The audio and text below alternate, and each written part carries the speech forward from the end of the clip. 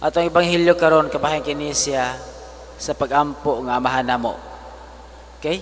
Daghan kay kong gikasal o kanang kaslunon dili nga rin laing parokya.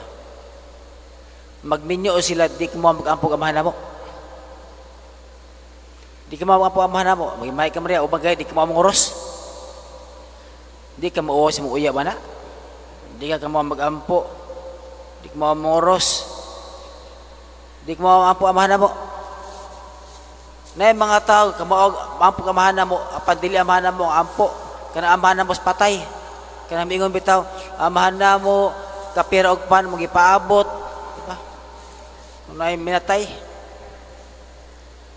Puso na ito ebanghelyo ko importante kayo kada adlaw na ate prayer. Labi na amahan namo.